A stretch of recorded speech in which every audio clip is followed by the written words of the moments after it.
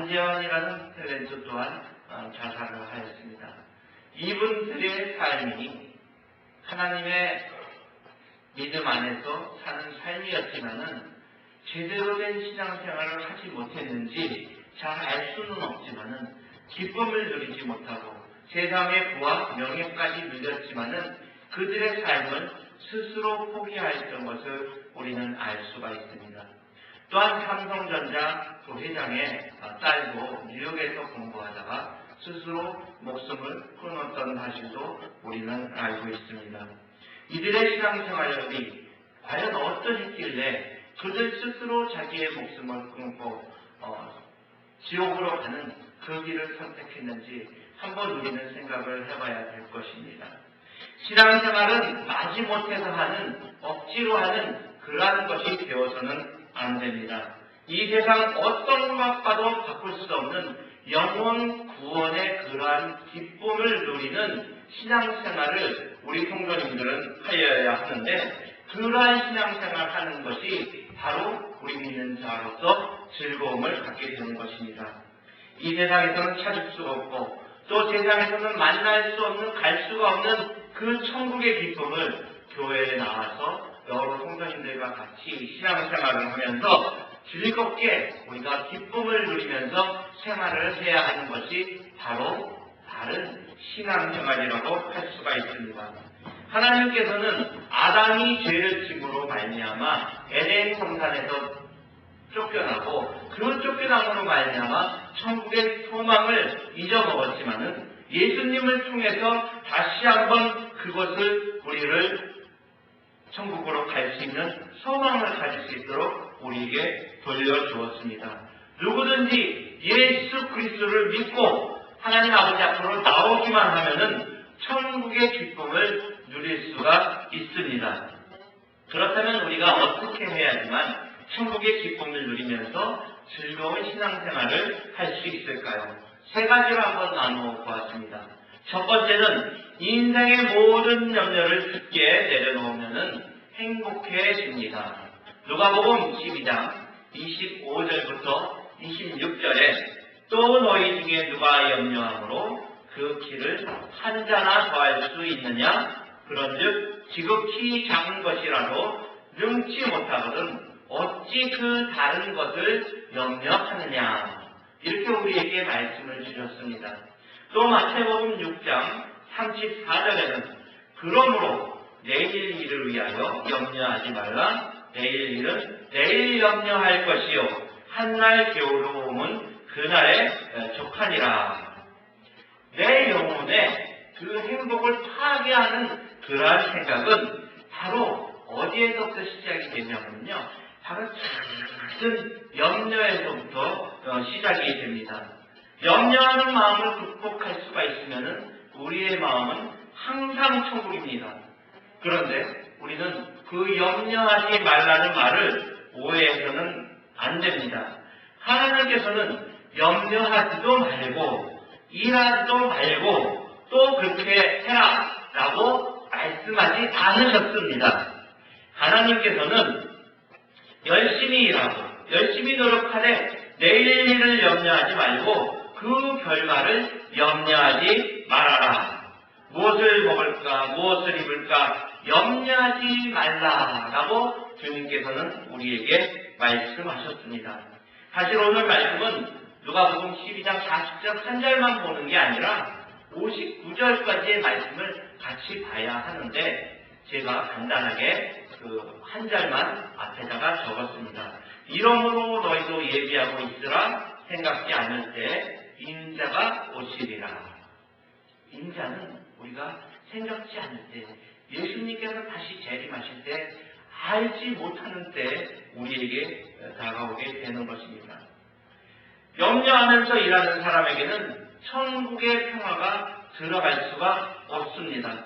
무슨 일이든지 염려를 빼놓고 해야지만 즐겁게 되는 것입니다. 빌립보서 4장 6절부터 9절에는 이러한 말씀이 있습니다.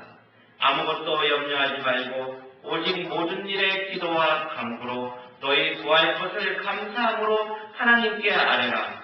그리하면 모든 지각에 뛰어난 하나님의 평강이 그리스도 예수 안에서 너희 마음과 생각을 지키시리라.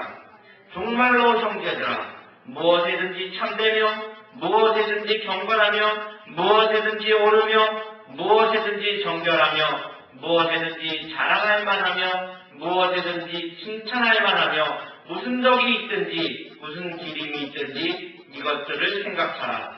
너희는 내게 배우고 받고 본 바를 행하라. 그리하면 평강의 하나님이 너희와 함께 계시리라. 이 말씀의 핵심은 무엇이든지 최선을 다해서 선한 일에 힘쓰라라는 그러한 말입니다. 그런데 그냥 최선을 다하는 것이 아니라 염려는 버리고 염려 없는 신앙적인 열심을 다하라는 그러한 말씀입니다. 신앙생활이 즐거워지려면 모든 염려는 다 누구에게 맡겨요? 주님께 맡기고 모든 염려로부터 자유해야 합니다. 염려는 믿음에서 오는 생각이 아니에요. 염려는 누가 주는 마음이냐면 마귀 사탄이 주는 불신앙의 마음입니다. 하나님께서는 까마귀를 먹이시는데 들의 백합화를 입히시는데 정말 하나님께서 솔로몬의 그러한 영광보다도 더 아름답게 들의 백합화도 입히시고 까마귀는 곳간에 창고도 없고 먹을 농사를 짓지도 않는데 먹이신다고 하였습니다. 하나님께서는 불 속에 던져질 들풀조차도 그렇게 바꾸시고 먹이시고 입히시는데 하나님께서 우리를 지으시고 만드신 그 하나님께서 우리를 입히고 먹이지 않으시겠습니까? 염려는 믿음이 없는 것에서부터 나오는 것임을 알으셔야 합니다. 하나님께서 모든 우리의 생활하는 것, 그러한 것들을 책임져 주십니다. 그리고 우리는 믿는 자들은 그것을 책임져 주신다는 것을 믿음 안에서 믿고 그 믿음을 가지고 살아야 하는 것입니다.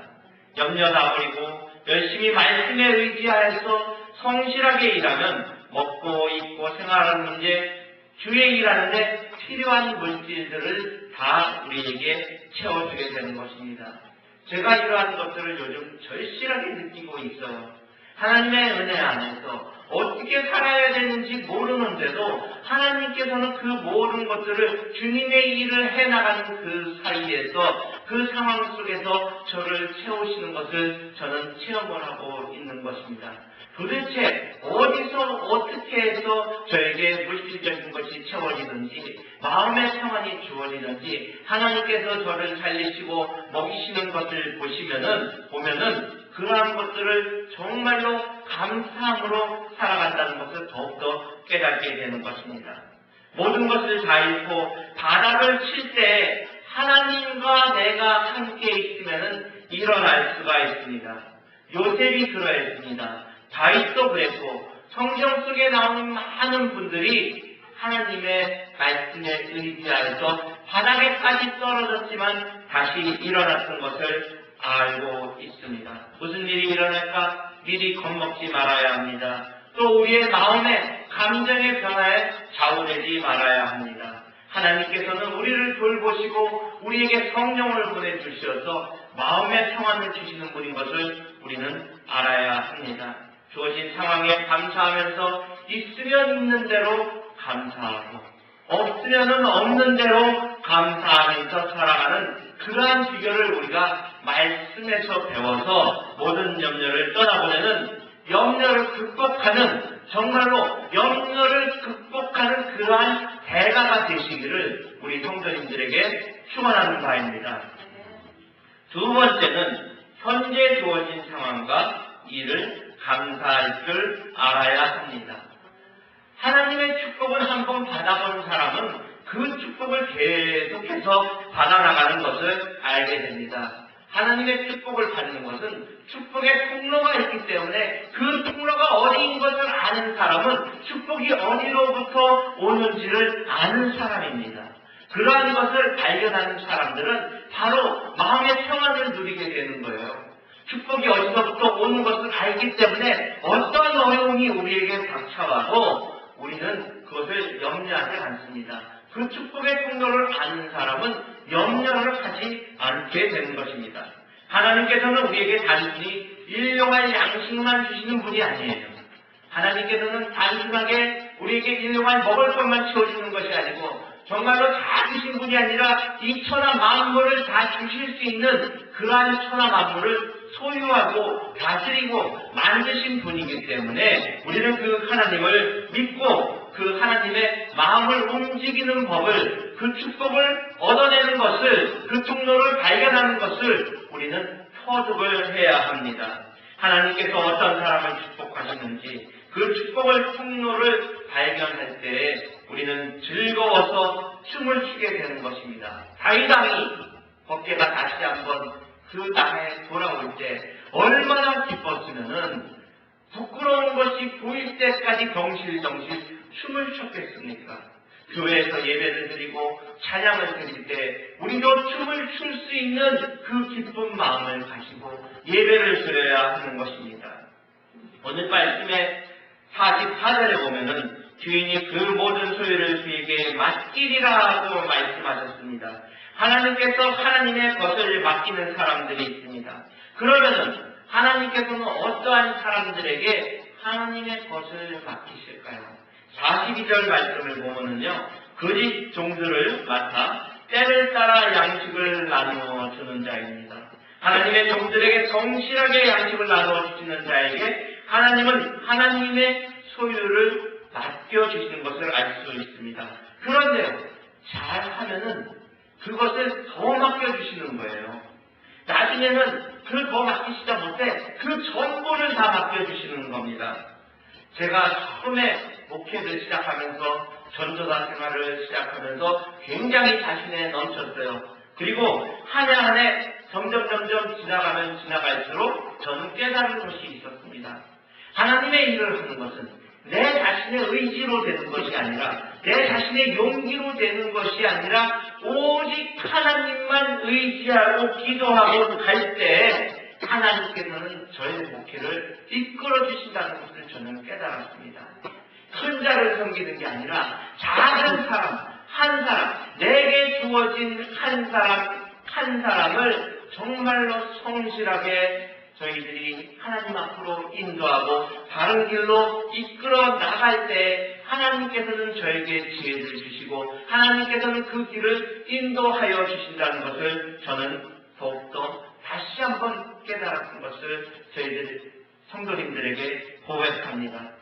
42절, 44절 말씀을 근거해서 보면은요, 하나님 나라의 안에 들어와 있는 하나님의 종들을 잘 돌보는 사람에게 주인이 찾아와서 더 큰 기회를 주십니다. 그러기에 하나님의 축복과 신앙생활의 즐거움을 우리가 좀 더 배가시키려면은 받는 사람이 아니라 다른 사람을 돕는, 잘 돌보는 사람들로서 우리 신앙인들은 성장을 해야 하는 것입니다. 받기만 하는 사람은 하나님의 관심의 대상이 될 수 없습니다. 하나님은 하나님을 잘 모르는 그 사람들을 잘 돌보는 그러한 사람들에게 관심이 있습니다. 하나님의 사람들을 지혜롭게 진실하게 잘 돌보는 청지기에게 하나님께서는 그 모든 것을 몽땅 아주 전부 다 맡겨주시는 것을 우리는 알아야 합니다. 신앙생활이 즐겁지 않습니까? 그렇다면은 우리는 받기만 하고 나누어 주지 않기 때문에 그렇다는 것을 아셔야 합니다.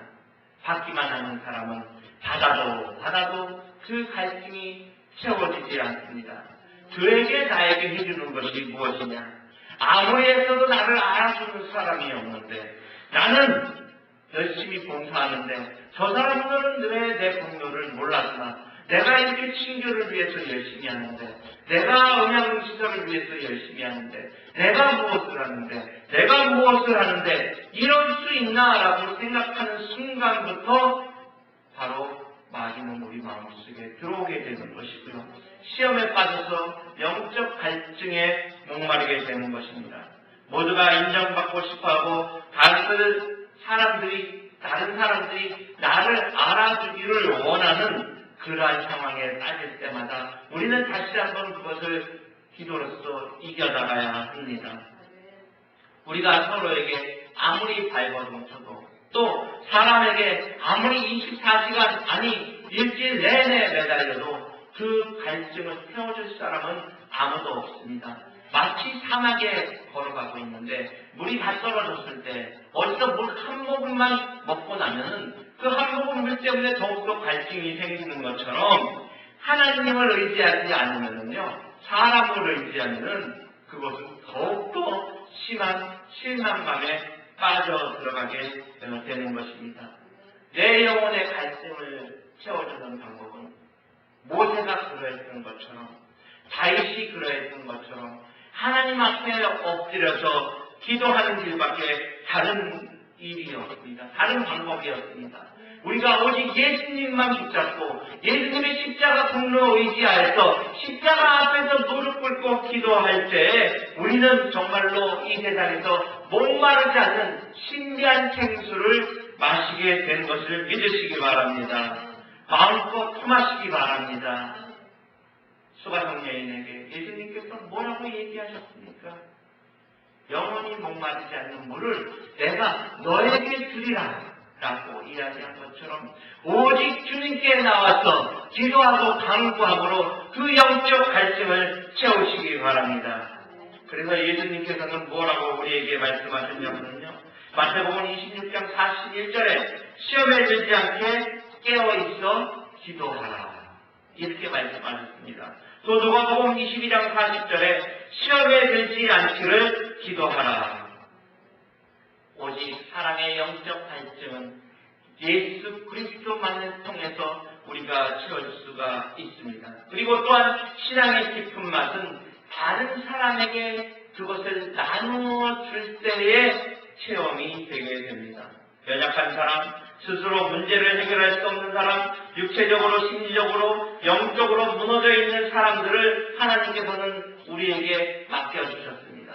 정말 어려운 사람들이 너무나 많습니다. 누군가의 도움이 절실히 필요한 사람들이 너무나 많이 있습니다. 오늘 아침 새벽 기도에도 말씀드렸지만 식견감을 가진 사람은 자기의 이유와는 상관없이 눈을 찌룩찌룩대고 입을 찌룩찌룩대고 몸을 움찔움찔하고 또 본 사람들마다 만나는 사람들마다 자기 입에서 내가 원하지 않는 유혹이 나오는 그러한 사람들을 만날 때, 그 연약한 사람들을 만날 때, 그 돌보기 어려운 사람들을 만날 때, 깨지기 쉬운 사람들을 만날 때 하나님께서는 우리를 보내서 그 사람들을 돌보라고 하시는 것입니다. 성도님들 사이에서 어려운 사람들이 있습니다. 성도님들을 저에게 맡겨주신 것은 하나님께서 그 연약함을 알고 그 깨지기 쉬운 그릇들을 잘 돌보라고 저에게 맡겨준 줄 압니다. 여러분들의 자녀가 있으니까, 여러분들의 배우자가 있으니까 그 자녀들과 배우자를 맡겨주신 것에는 그 연약함이 있기 때문에 그 연약함을 바로 믿음의 힘으로, 기도의 힘으로, 하나님을 믿는 그 신앙의 힘으로 돌보라고 우리에게 맡겨주신 것입니다. 괜히 맡겨주신 것이 아니에요. 그 자녀들이 연약하기 때문에 믿음으로 기도로 하나님만 의지하면서 나아가라고 우리에게 맡겨주신 겁니다. 내가 연약하니까 배우자를 붙여주신 것이에요. 내가 힘드니까 우리 자녀들을 우리에게 붙여주신 것이에요. 내가 돌보지 못하면 자녀가 우리들을 돌볼 수가 있습니다. 또 자녀가 제대로 못하면 우리가 돌보아야 합니다.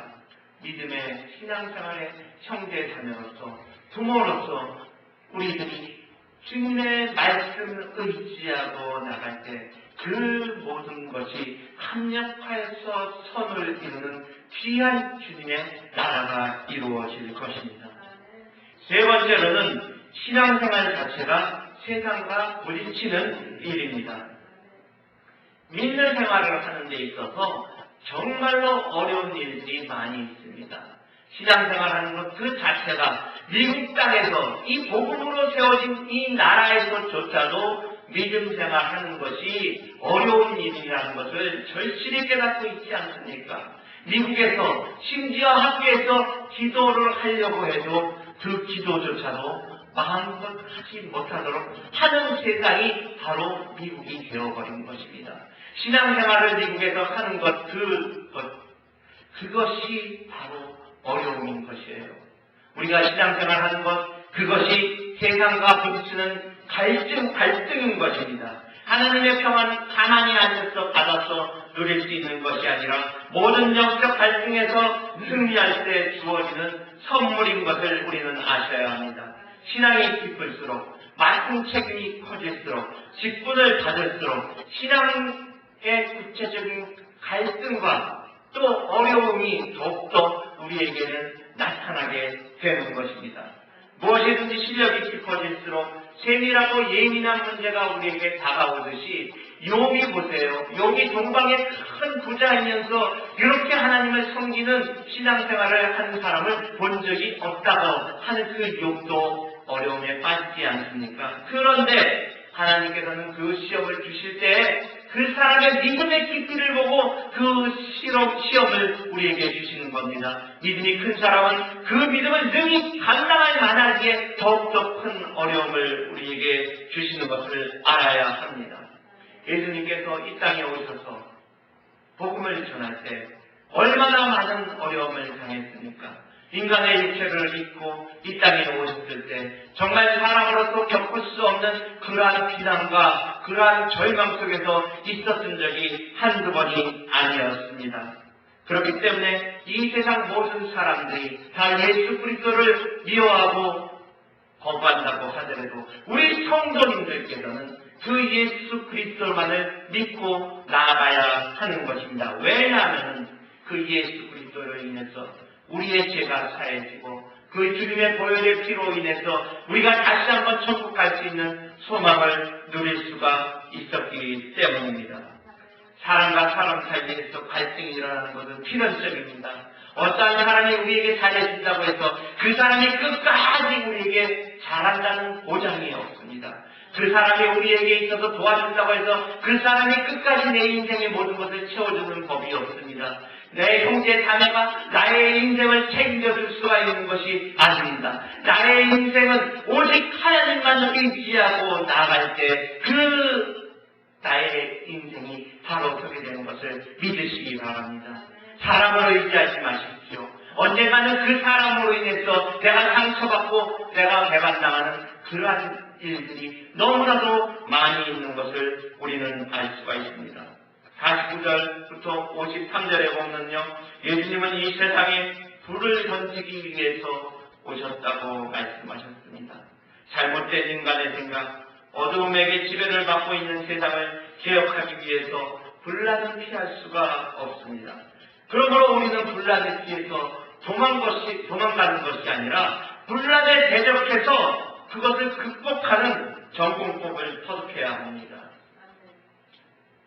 토이 아데몰라라는 그 성경 속에 100만 장자를 지은 사람들, 그 저자는 이렇게 우리에게 설명을 하고 있습니다. 하나님의 축복을 받은 사람들을 잘 조사를 해보니까 7가지 유형을 보이더라고 합니다. 또 7가지의 공통점이 있었다고 합니다. 그 첫 번째는 하나님을 첫 재산으로 삼아라. 그렇게 얘기를 합니다. 두 번째는 꿈꾸는 사람이 되어라.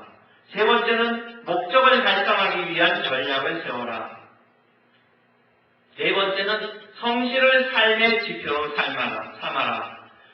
다섯 번째는 끝까지 믿음을 지켜라. 여섯 번째는 돈과 시간을 지혜롭게 관리해라.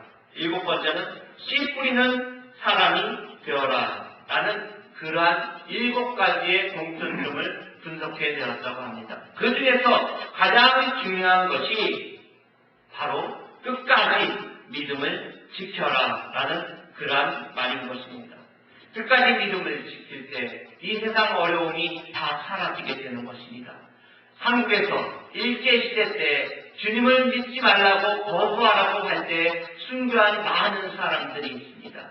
그 순교자들의 자손들이 과연 어떻게 되었을까요? 제 주변에 그 순교자의 자녀가 지금 현재 미국에서 목회를 하고 계시는 분들이 있습니다. 그분들의 앞날을 보면요, 그 길들이 얼마나 정말로 축복의 길로 나가는지 눈으로 볼 수가 있습니다. 또 분당에 있는 우리들 교회라고 분당에 이찬수 목사님 그 교회가 있습니다. 이찬수 목사님의 아버지는요 40일 금식 기도하다가 돌아가셨어요.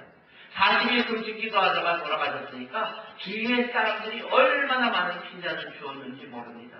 그런데 그 이찬수 목사님이 하나님을 떠나서 하나님을 정말로 내가 이제는 이렇게 나를 어렵게 하는 하나님은 정말 나를 어렵게 하시고 힘들게 하시는구나 하는 것을 알고 하나님과 멀어지려고 했습니다. 그런데 그 어머니의 기도가 계속해서 이어져 나오는데요. 그 갈등을 견디지 못해서 내가 목회자가 안 되기를 원하는데 그러면 마지막에 결정하기 전에 내가 성경을 한번 다 읽어보고 한번 목회를 해야 될지 말아야 될지 결정을 하겠다. 그렇게 하시고는 성경을 한번 읽었다고 합니다.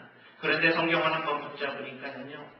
2달 만에 성경을 통독하더라는 겁니다. 그러고 나서 깨달은 것이 성경을 읽고 나니까 내가 하나님의 은혜로 다시 한번 우리 아버님처럼 주님의 길로 나가야 되지 않겠느냐 이러한 생각을 하였다고 합니다. 저도 마찬가지였습니다. 저희 아버님께서 정말로 어려운 목회를 하는 그 모습을 보고 저도 신학대학을 갔다가 나는 도저히 그것을 못하겠어 감당하지 못하겠어 하고 도망쳐 나왔지만 하나님께서는 저에게 은혜를 주시어서 하나님의 길로 걸어갈 수 있는 축복의 길로 저를 인도하신 것을 저는 알 수 있습니다. 제가 비록 지금은 어렵고 힘든 길을 갈지라도 하나님께서는 저에게 용기를 주시고 희망을 주시고 앞으로 저의 믿음의 길을 가는 데 있어서 복음을 전파하는 길을 가는 데 있어서 하나님께서 그 길을 열어주시겠다고 약속하신 말씀을 저는 믿고 확신하면서 그 어려움에 굴하지 않고 나갈 것이라고 저는 다짐하고 하나님 앞에 더욱더 나가서 무릎 꿇고 기도하고 있는 것입니다. 우리 성도님들 가운데서 어려운 일이 있으니까 하나님께서 우리에게 예배해 주신 그 모든 것을 믿으시기 바랍니다.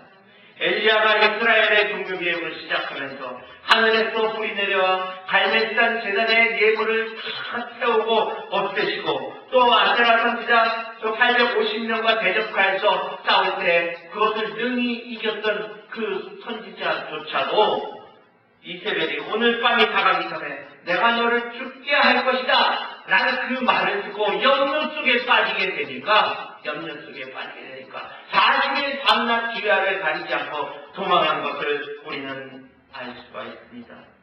부정적인 비판 한마디에 마음이 굴복하고 한순간 그의 위대한 믿음이 사라지고 그의 넘치는 에너지와 창의적이고 아름다운 생각도 한순간에 무너졌던 것을 우리는 볼 수가 있습니다.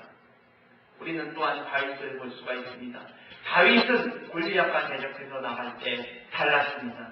많은 사람들이 골리앗이 나와서 이스라엘 민족과 군인들을 조롱을 할 때 특별히 내가 하나님을 믿고 있어야 하고 나가는데 무엇이 두려울까 생각하면서 나가니까는 큰 형님인 엘리압이 정말로 무지하고 자기한 비판을 말을 할 때에도 저 할례받지 못한 블레셋 사람이 누군데 감히 살아계시는 하나님의 군대를 조롱하느냐 이렇게 하면서 돌팔매 하나 가지고 나가서 그 골리앗을 물리친 것을 알 수가 있습니다. 우리도 어떠한 어려움이 다가옵니까? 부정적인 생각이 마음에 들어옵니까? 그런 것을 다윗처럼 대응하면서 이겨나가야 하는 것입니다.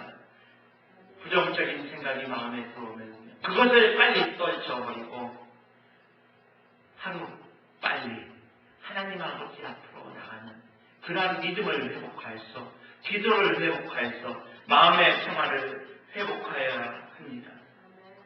오늘날 너무나도 많은 사람들이 그러한 입술에 혀에 부정적인 말과 비판과 그 생각에 휩쓸려서 흔들리고 있는 것을 봅니다. 그리고 많은 사람들이 자기를 시기하는 편잡하는 사람들의 그 말에 휘둘려서 자기의 말에 자기의 꿈을 포기해버리는 사람들이 너무나 많이 있습니다. 우리는 사람들의 부정적인 비판이 아니라 하나님 아버지의 축복의 말씀을 붙잡고 그 생명의 근원이 되시는 하나님 아버지만 바라보면서 나가야 하는 것입니다. 하나님 나를 잡아주세요. 하나님 저를 인도해 주세요. 주여 저와 함께 해주세요.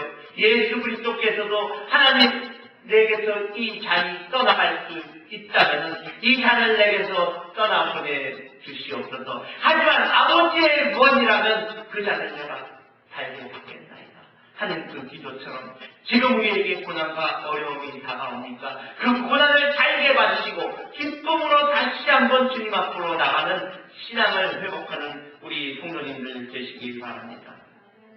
사랑하는 성도 여러분, 분명히 하나님께서 주시는 축복의 세계가 있습니다. 우리는 그 속으로 들어가야 합니다. 그 속에 들어가서 영혼의 기쁨을 누리고 그 속에서 우리가 춤을 추며 기뻐하며 찬양하며 복을 누리는 축복의 세계로 들어가기를 축원합니다. 그러므로 모든 염려는 다 떠나버리고 하나님께서 주시는 나의 믿음의 그 단석 위에서 하나님의 복음을 전파하는 귀한 성도님들 되시고 날마다 숨쉬는 순간마다 하나님만 바라보면서 나가는 귀한 성도님들 되시기를, 신앙의 승리자들 되시기를 주의 이름으로 축복합니다. 기도하시겠습니다.